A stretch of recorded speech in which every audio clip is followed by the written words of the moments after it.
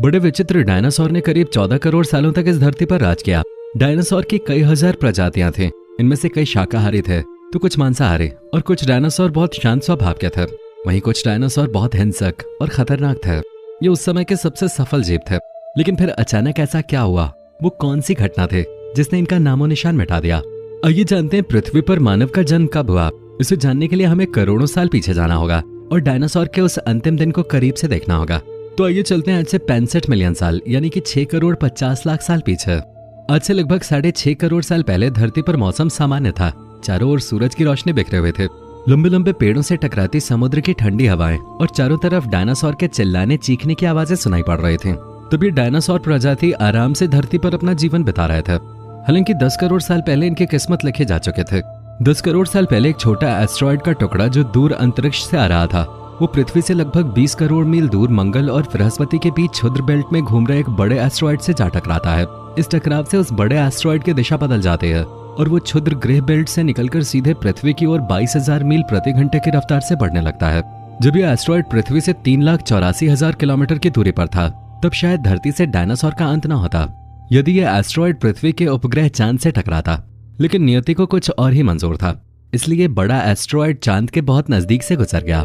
आज से करीब 40 लाख साल पहले अफ्रीका के पूर्वी इलाके में एक नए पर्वत श्रृंखला का निर्माण हुआ, ईस्ट अफ्रीकन रिफ्ट वैली।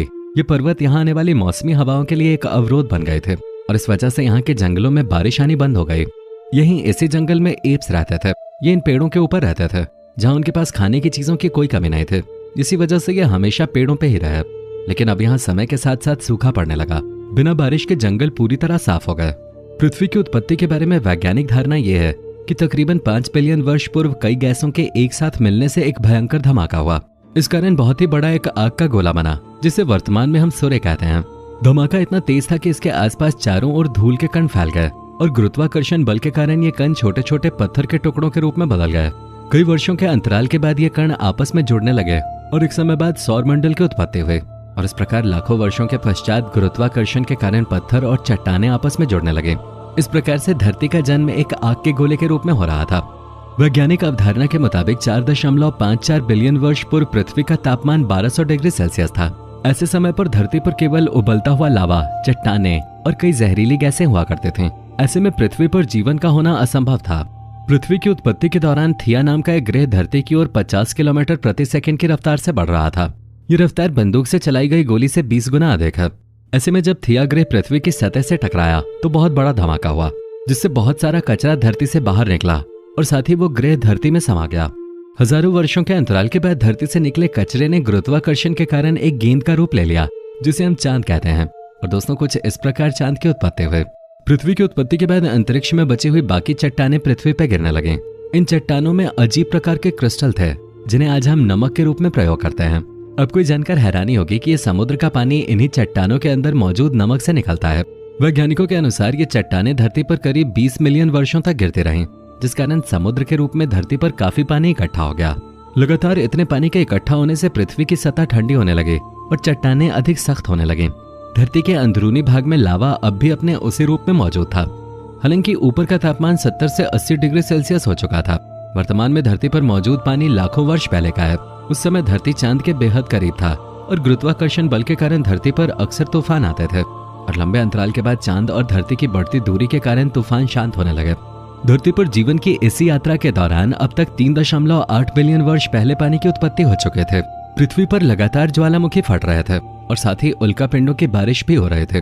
धरती पर पानी और नमक के साथ ही उल्कापिंडों द्वारा अन्य पदार्थ भी आ रहे थे, जिसमें कार्बन और अमीनो एसिड आदि ये पदार्थ हर जीव जंतु और पौधे में मौजूद हैं।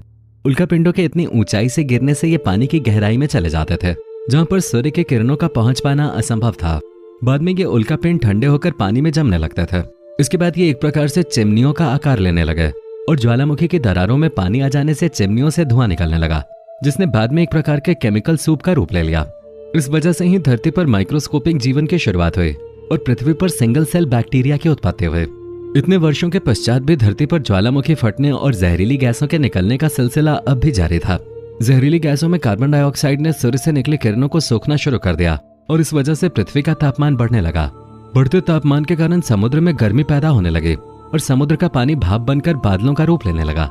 साथ ही कार्बन डाइऑक्साइड गैस के साथ मिलकर अम्ल वर्षा यानी एसिड रेन होने लगे। कार्बन डाइऑक्साइड के साथ बरसात के होने से इस गैस को चट्टानों और पत्थरों ने सोख लिया और कुछ हजार वर्षों के बाद धरती का तापमान घटकर -50 डिग्री हो गया। ज्वालामुखी फटने का सिलसिला अब भी जारी था, लेकिन बर्फ की अधिकता के कारण ज्वालामुखी से निकलने वाली गर्मी से बर्फ पिघल नहीं रहे थे और इसके अलावा और कोई स्रोत भी नहीं था जो जहरीली गैस कार्बन डाइऑक्साइड को सोख सके। सभी चट्टानें तथा पत्थर बर्फ के नीचे दबे थे।